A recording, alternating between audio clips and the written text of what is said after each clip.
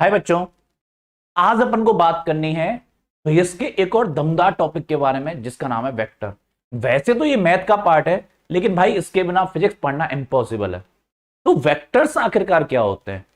तो सबसे पहले अपन को यह समझना है कि जो फिजिकल क्वांटिटीज होती हैं वो डायरेक्शन के बेस पे हमने दो पार्ट्स में डिवाइड की हुई हैं।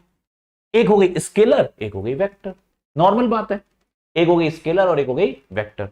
स्केलर के बारे में अपन को पहले से पता है कि भाई जिसको समझाने के लिए मैग्नीट्यूड चाहिए और यूनिट चाहिए। बस मैग्नीट्यूड मतलब 7 8 9 10, ये मैग्नीट्यूड चाहिए और यूनिट चाहिए। जैसे मैंने बोला कि मैंने वर्क डन किया 7 जूल, तो 7 एक मैग्नीट्यूड हो गया और जूल उसकी यूनिट हो गई। तो जिसको समझाने के लिए केवल मैग्नीट्यूड चाहिए और यूनिट चाहिए, टाइप्स अभी देखेंगे। स्केलर मैग्नीट्यूड और यूनिट चाहिए, उसको हम बोलते हैं स्केलर। बात करते हैं वेक्टर्स क्या होते हैं। जिनको समझाने के लिए मैग्नीट्यूड और यूनिट के साथ हमें एक और चीज की जरूरत पड़ती है, वो क्या है? डायरेक्शन। मैग्नीट्यूड और यूनिट के साथ एक और चीज की जरूरत क्या है? वो है डायरेक्शन। अगर अपने पास डायरेक्शन नहीं है तो अपन उसको वेक्टर नहीं बोलेंगे। लेकिन यहां पे एक थोड़ा सा ट्विस्ट है, ये कंप्लीट डेफिनेशन नहीं है वेक्टर की कि जिसको समझाने के लिए डायरेक्शन चाहिए उसको हम वेक्टर बोलते हैं। कंप्लीट डेफिनेशन में आएगा ये वाला पॉइंट। क्या लिख रहा है ये? Follow vectors law. एक बात बताओ यार, ऐसा कौन सा वेक्टर होगा जो वेक्टर के लॉज को ही फॉलो नहीं करेगा? ये कौन सी बदतमीजी हुई? अरे भैया, वेक्टर है तो वेक्टर के लॉ फॉलो करेगा। तो वेक्टर वो क्वांटिटीज होती हैं जिनके पास डायरेक्शन तो हो, लेकिन साथ के साथ उनको समझाने के लिए डायरेक्शन है दे दी है, लेकिन साथ के साथ क्या होना चाहिए? वो वेक्टर के लॉ भी फॉलो करना चाहिए। हम एक ऐसी क्वांटिटी डिस्कस करेंगे जिसके पास डायरेक्शन तो है लेकिन फिर भी वो बदतमीजी करती है, बहुत भयंकर वाली बदतमीजी। मैं कहा वेक्टर के लॉ फॉलो करेगा? नहीं। अरे भैया, तू वेक्टर है, तेरे पास डायरेक्शन है ना, मैं वेक्टर के लॉ फॉलो नहीं कर रहा। तो भाई जब वो वेक्टर के लॉ मानने को तैयार नहीं है तो कैसे कर दे? तो वेक्टर्स क्या होते हैं? जिनके पास मैग्नीट्यूड यूनिट डायरेक्शन के साथ वो वेक्टर के लॉ को भी फॉलो करना चाहिए। अगर वो वेक्टर के लॉ को फॉलो नहीं कर रहा तो भाई किस बात का वेक्टर हुआ? ये बदतमीज। तो वेक्टर को समझाने के लिए ये पॉइंट जरूर इंट्रोड्यूस करें कि वेक्टर वो क्वांटिटी है जिसके पास मैग्नीट्यूड हो, यूनिट हो, डायरेक्शन हो, साथ में वो वेक्टर के लॉस को भी फॉलो करे। ये वाला पॉइंट अपन इग्नोर मार देते हैं, तो ये पॉइंट भी अपन को हाँ कंसीडर करना होगा। ठीक है, आगे चलते हैं। तो वेक्टर्स को अब ऐसे भी समझ सकते हैं। देखो, ये है स्केलर, किसी भी डायरेक्शन, मतलब कोई पर्टिकुलर डायरेक्शन नहीं है, ये उल्टा सीधा, ये है स्केलर जिसके पास कोई डायरेक्शन ना हो। ये है वेक्टर क्वांटिटी, जिसके पास क्या होता है? एक पर्टिकुलर डायरेक्शन होती है। सही है ना? समझ में आ गया? तो ये जो एंटीना है, ये एंटीना, ये क्या है? Vector quantity. और ये बाल कौन से ये है स्केलर बाल। ये है स्केलर बाल और ये है हमारे वेक्टर वाले बाल। ठीक है, तो वेक्टर्स क्या होते हैं? वेक्टर्स वो क्वांटिटी जिनके पास पर्टिकुलर डायरेक्शन होती है। ये पर्टिकुलर डायरेक्शन हिला डालो पूरे को। हाँ, तो क्या कर रहे थे अपन? दोबारा फिर से, स्केलर जिनके पास मैग्नीट्यूड होता है, यूनिट होता है, डायरेक्शन का उससे कोई लेना देना नहीं है, उसको हम बोलते हैं स्केलर। लेकिन वेक्टर्स वो क्वांटिटी होती हैं जिनको समझाने के लिए डायरेक्शन के साथ साथ वो वेक्टर के लॉस को भी फॉलो करना चाहिए। इसके लिए पहले अच्छा एक दो एग्जांपल देख लें स्केलर वेक्टर के। ये स्केलर के एग्जांपल है, वेक्टर के एग्जांपल है, खुद देख लो, पढ़ लो। लेकिन यहां पे कई बार बच्चा इमोशनल हो जाता है। क्या सर, वॉल्यूम क्या होता है? अरे वॉल्यूम तो सबको पता है। प्रेशर क्या होता है, एनर्जी क्या होती है, ये क्या होता है, ये क्या होता है। अंदर की आत्मा जाग जाती है कि अभी पढ़ के मानेंगे सब कुछ। अरे भाई, ये जो सामने लिखा हुआ है ये 11th 12th के टॉपिक्स हैं, ये बाद में धीरे धीरे समझ में आएंगे। अभी हम फिजिक्स नहीं पढ़ रहे, अभी हम मैथ में अटके पड़े हैं। तो हम ये देखेंगे कि वेक्टर क्या होते हैं और फिजिक्स में यूज कैसे होते हैं। ये चीजें क्या है, इनसे अभी हमारे कोई मतलब नहीं, ये आराम आराम से सीखेंगे। पता चलो कई बार लगता है सर ये तो आपने बताया नहीं इलेक्ट्रिक फील्ड क्या होता है, हमको कैसे समझ में आई? अरे नालायक, ये 12th का टॉपिक है, अभी कहां समझ में आ जाएगा? बस ये पता होना चाहिए वेक्टर है, ठीक है। जब हम इसको पढ़ेंगे तो उसको वेक्टर के साथ ट्रीट करेंगे और इसके सारे लॉस को हम फॉलो कराएंगे इसके ऊपर। तो ये बात समझ में आना चाहिए क्या कि स्केलर क्वांटिटीज कौन सी हैं और वेक्टर क्वांटिटीज कौन सी, उनके एक दो एग्जांपल याद कर लो। जैसे जैसे हम हर चैप्टर में जाएंगे वहां जो भी क्वांटिटी पढ़ेंगे उसको डिस्कस करेंगे, ये स्केलर है या वेक्टर है, वहां पे डिस्कस करेंगे। अभी एक दो एग्जांपल याद कर लोगे, काम हो जाएगा। ओके, बस सबसे ज्यादा काम मेरा जो पड़ेगा अभी वो इससे ज्यादा, सबसे ज्यादा इसी से पड़ेगा, मैं इसी से समझाऊंगा सब कुछ। लेकिन एक दो एग्जांपल साथ में याद रखो, जैसे vector, velocity, force, acceleration, displacement, example याद कर लो। जिससे अगर मैं कभी नाम लूं तो समझ जाऊं हाँ ये वेक्टर क्वांटिटी है, मुझे वेक्टर के लॉ लगाने हैं। समझ गए? ओके, समझ गए होंगे, जवाब भी कहां से दोगे। ओके, तो स्केलर क्वांटिटी और वेक्टर क्वांटिटी के एग्जांपल। अब आगे देखो, इसको पढ़ो कि करंट जो है वो है स्केलर क्वांटिटी। तो एक बार क्वेश्चन पूछता है वो, why current is scalar quantity. Question है जो 12th में भी हम पढ़ेंगे, why current is scalar quantity. इसको थोड़ा समझते हैं, इसमें थोड़ा सा दिमाग चलाना पड़ेगा अपन को, ऐसे पार नहीं पड़ेगी। दिमाग चलाते हैं। Why current is scalar quantity. देखो एक बात करते हैं, जैसे फोर्स है वो वेक्टर है, ठीक है, फोर्स का ही अच्छा एक बात सुनना, मैं इस चैप्टर में जो सबसे ज्यादा एग्जांपल लूंगा वो फोर्स का लूंगा। इसका मतलब ये नहीं है कि मैं केवल फोर्स की ही बात कर रहा हूं, मैं दुनिया के हर वेक्टर की बात कर रहा हूं फोर्स के साथ साथ। लेकिन फोर्स का हमें समझ में आता है, फोर्स हमें समझ में आता है, डेली लाइफ की चीज है इसलिए। तो ध्यान से, हम बात अगर फोर्स की कर रहे हैं तो इसका मतलब ये नहीं कि और कोई वेक्टर क्वांटिटी भी है, सारी वेक्टर के लिए बातें काम करेंगी। समझाने के लिए हम किसका यूज करेंगे? फोर्स का। ठीक है, देखो ध्यान से, मान लो एक बॉडी है अपने पास, कॉमन सेंस है जवाब देना, कुछ जल्द ऐसे नहीं कि दिमाग चलाना तुमको, कॉमन सेंस, क्योंकि अभी कोई खास वेक्टर अभी अपन को आता नहीं है, स्टार्टिंग है इसलिए। देखो यहां से लग रहा है 10 न्यूटन का फोर्स और यहां से लग रहा है 2 न्यूटन का फोर्स। बताओ बॉडी पे नेट फोर्स कितना होगा? 8 न्यूटन। अरे कॉमन सेंस की बात है, इधर से 10 लगा रहे हो, इधर से 2 लगा लो तो 8 न्यूटन का तो असर होगा अपोजिट डायरेक्शन में। और अगर भैया कॉमन सेंस नहीं चल रहा है तो मैं बता दूं आगे जाके वेक्टर में आएगी ये वाली चीज कि अपोजिट डायरेक्शन वेक्टर में माइनस होती है, और कॉमन सेंस भी तुम्हारे पास है। ठीक है, जैसे इधर से 10 न्यूटन लगा दो और इधर से भी 10 न्यूटन लगा दो, नेट फोर्स कितना हो जाएगा? 0। बॉडी कहीं नहीं जाएगी, इधर से बराबर ताकत लगा दो, किसी बोल बराबर ताकत लगा दो, नेट फोर्स कितना हो जाएगा? 0। ठीक है, तो ध्यान से, अगर हमारे पास दो फोर्स हैं और दोनों अपोजिट डायरेक्शन में हैं, तो वेक्टर का लॉ कहता है कि इनको अपोजिट डायरेक्शन में जो होता है वो माइनस होना चाहिए। कॉमन सेंस की बात है और बाद में आके आएगी भी सही। तो ये एक वेक्टर का लॉ हो गया। अब मैंने बात करी करंट की। मान लो मेरे पास एक वायर है, ऐसे 2 वायर जा रहे हैं, इसमें से आ रहा है 2 एम्पियर का करंट, इधर से आ रहा है 3 एम्पियर का करंट।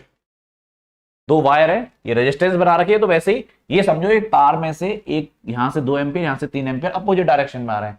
बताओ कॉमन सेंस से यहां से कितना एम्पियर करंट जाएगा? कॉमन सेंस लगाओ, कॉमन सेंस कितना जाएगा? 1 एम्पियर। अरे बेटा ना, इधर से आएगा 5 एम्पियर। अरे ये घर में हम क्या करते हैं, एक तार इधर से लिया, एक तार इधर से लिया, जोड़ दिया, तो दोनों का जो करंट आ रहा है वो उसमें से निकल जाएगा। डायरेक्शन अपोजिट है, करंट जो होता है उसके पास डायरेक्शन होती है, अगर तुम्हें पता हो तो 10th में पढ़ा हुआ, करंट के पास डायरेक्शन होती है, मैं बता देता हूं, नेगेटिव के अपोजिट होती है करंट की डायरेक्शन।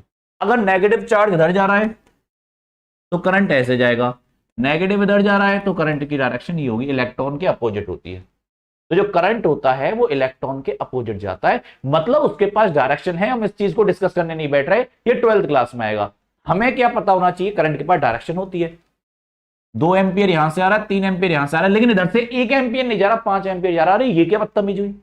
इसके पास तो डायरेक्शन है, और अगर डायरेक्शन है तो ये वेक्टर के लॉ को फॉलो करना चाहिए, लेकिन ये वेक्टर के लॉ को फॉलो ही नहीं करा। वेक्टर के कौन सा लॉ? कि भैया अपोजिट डायरेक्शन में माइनस होता है। 2 फोर्स या 2 वेक्टर अगर अपोजिट डायरेक्शन को माइनस करते हैं, लेकिन क्या ये काम करंट के साथ फुलफिल हो रहा है? नहीं हो रहा। तो क्या करंट वेक्टर के लॉस को फॉलो कर रहा है? आंसर है नो। अच्छा एक बात, मैं वेक्टर के लॉ की बात कर रहा हूं, मतलब पूरे चैप्टर की बात कर रहा हूं, पूरे चैप्टर में जो भी लॉ आएंगे उसमें से मैंने एक एग्जांपल दिया ये वाला, क्योंकि इसमें हमारा थोड़ा कॉमन सेंस चल जाता है कि अगर अपोजिट डायरेक्शन तो माइनस होना चाहिए। तो जो ये करंट है ये एक भी बात फुलफिल नहीं करता वेक्टर की, अपोजिट डायरेक्शन में माइनस होना चाहिए। देखो चलो मैं कुछ एंगल बनाता हूं, ऐसे यहां से 2 एम्पियर, यहां से 3 एम्पियर, अभी भी यहां से कितने एम्पियर जाएगा? 5 ही जाएगा। जबकि वेक्टर में अगर मैं इनका एंगल चेंज करता जाऊं तो रिजल्टेंट अलग अलग आएगा, आगे जाके पढ़ेंगे। तो करंट जो है वो कैसी क्वांटिटी है? वो स्केलर क्वांटिटी है। क्यों? क्योंकि उसके पास डायरेक्शन तो होती है, लेकिन जब हम वहां वेक्टर के लॉज लगाने बैठते हैं कि एंगल का फर्क पड़ना चाहिए, अपोजिट डायरेक्शन माइनस होनी चाहिए, एक भी वेक्टर का लॉ वहां काम नहीं करता। इसलिए करंट को हम कैसी क्वांटिटी मानते हैं? Scalar quantity. तो कोई पूछे वाई करंट इज स्केलर, तुम कहना because it does not follow vectors law. Direction होती है, हम मानते हैं, because it does not follow vector law, that's why current is a scalar quantity. इतनी सी बात। तो करंट स्केलर है या वेक्टर? स्केलर है। कोई सोचता है डायरेक्शन है करंट के पास तो वेक्टर होना चाहिए, लेकिन नहीं, मैंने तुम्हें डेफिनेशन बताई थी जो वेक्टर के लॉ को भी फॉलो करना चाहिए। डायरेक्शन का चार डालू, वेक्टर की बात ही नहीं मान रहा ये बदतमीज। मैं कह रहा हूं बात मान जाओगे ना, मैं नहीं मान रहा। अब क्या जबरदस्ती करने बैठोगे करंट से? करंट से जबरदस्ती करना, पता चल जाएगी हिल जाओगे जब पूरी अंतरात्मा बाहर आ जाएगी। तो करंट कैसी क्वांटिटी होती है? स्केलर। तो इसलिए मैंने कहा था कि वेक्टर के लिए डायरेक्शन होना ही सब कुछ नहीं होता, वेक्टर के लॉ को भी फॉलो करना चाहिए। ठीक है।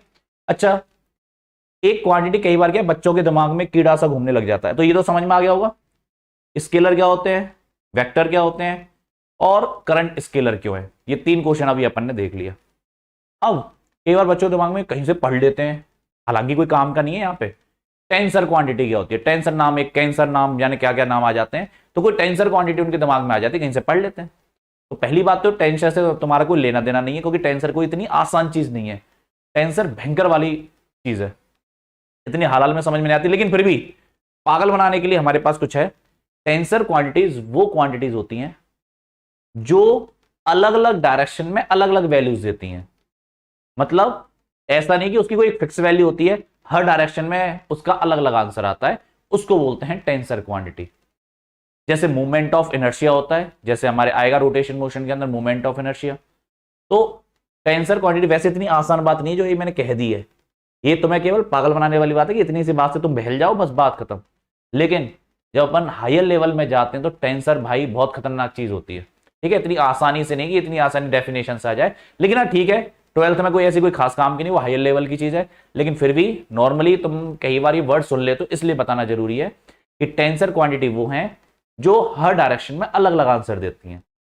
ऐसा वेक्टर के साथ नहीं होता, उनकी वैल्यू तो वही फिक्स रहती है, नहीं कि इस डायरेक्शन में अलग, इस डायरेक्शन में अलग। तो टेंसर ये अलग अलग आंसर आते हैं हर डायरेक्शन के अंदर। और जैसे मूवमेंट ऑफ इनर्शिया एक एग्जांपल, इसका याद कर लेना, तो घुसने की जरूरत नहीं है, बेफालतू की चीज है अभी अभी तुम्हारे लिए, वैसे तो वैसे बेफालतू थोड़ा है।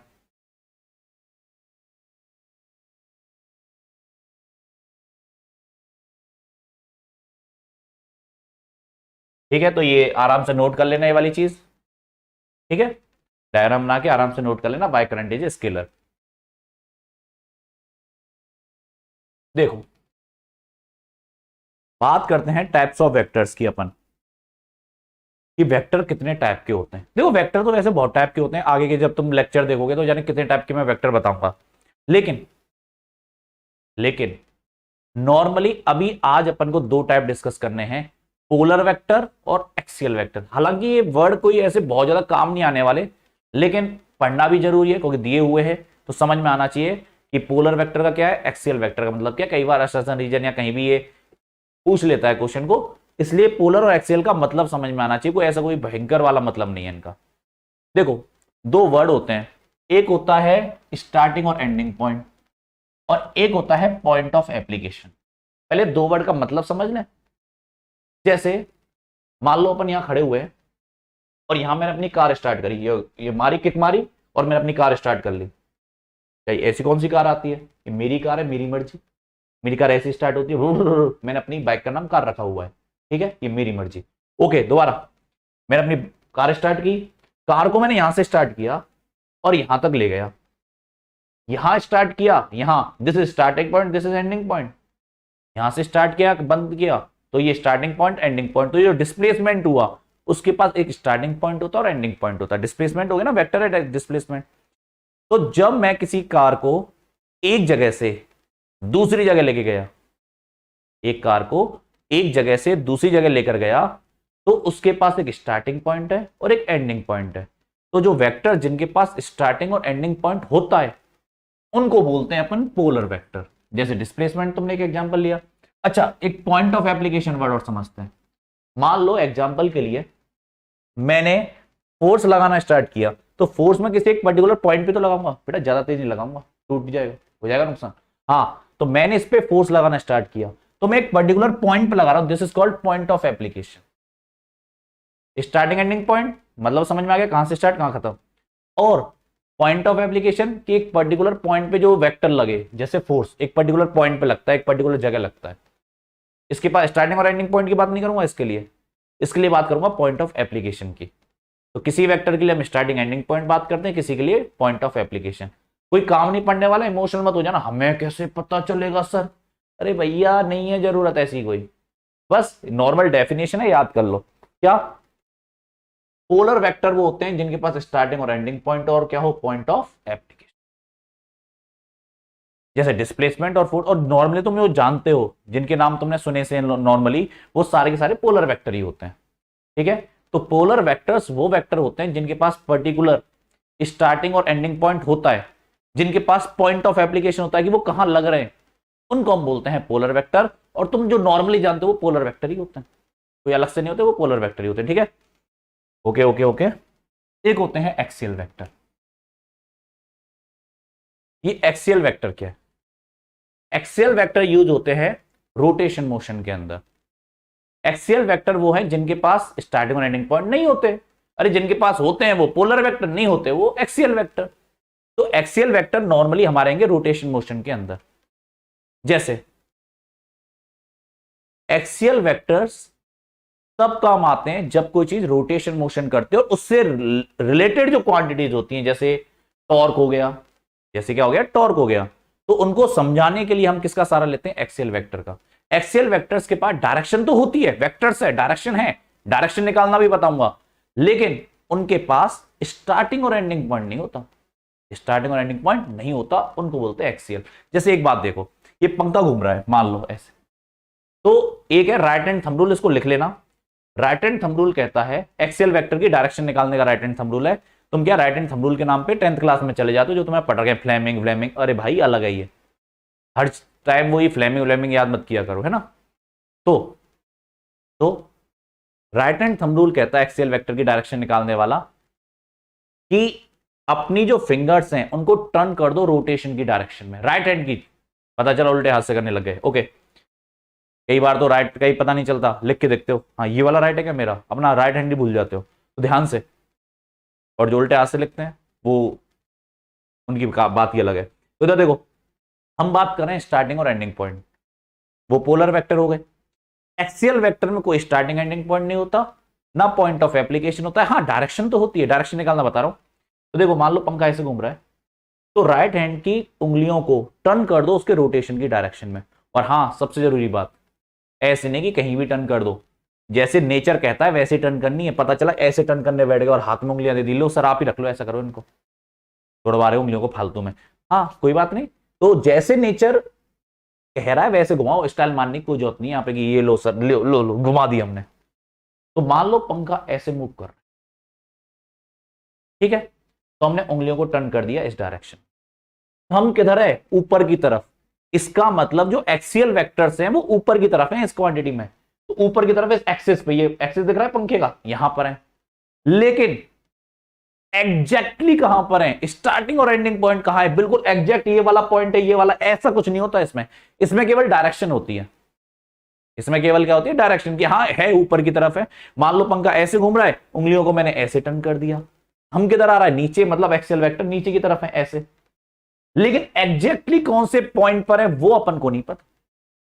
पोलर वेक्टर्स में पता होता है, एक्सियल वेक्टर में नहीं पता होता, इसलिए इनको अलग कैटेगरी में डाल दिया। तो ये कोई ऐसे नहीं कि भयंकर काम आने वाला पॉइंट है, ठीक है, पोलर एक्सियल वेक्टर होते हैं, समझना था। जो हमारे और टाइप्स है वो समझ में आने चाहिए, वो थोड़े टाइप्स काम के हैं, ठीक है। तो दोबारा, पोलर वेक्टर कौन से, स्टार्टिंग और एंडिंग पॉइंट होता है। एक्सियल वेक्टर जिनमें नहीं होता, सिंपल सा, एक याद हो गया, दूसरे में नहीं होता, रोटेशन मोशन में काम आता है। इनकी डायरेक्शन कैसे निकालते हैं, एग्जांपल लिखे हुए देख लेना। लेकिन डायरेक्शन कैसे निकालते हैं, डायरेक्शन के लिए हमारे पास राइट हैंड थंब रूल है कि रोटेशन की डायरेक्शन में उंगलियों को टर्न कर दो, जो थंब होगा ये रिप्रेजेंट करेगा एक्सियल वेक्टर्स की डायरेक्शन को, ऐसे ऊपर होगा या नीचे होगा वो पता चल जाएगा, लेकिन एग्जैक्टली कहां है वो नहीं पता चलेगा। तो ये था वेक्टर का बेसिक कि हाँ वेक्टर होता क्या है, ठीक है। अभी वेक्टर के तो जाने कितने सारे टाइप्स हैं, वेक्टर में कितने सारे क्वेश्चंस करना है, बहुत सारी बातें हैं, बहुत प्यारा टॉपिक है। तो इसलिए आज के लिए तो इतना ही बेसिक के बारे में कि वेक्टर्स होते क्या हैं। अगले लेक्चर में अपन आगे बढ़ेंगे और टाइप्स देखेंगे। तब तक के लिए बाय, गुड नाइट।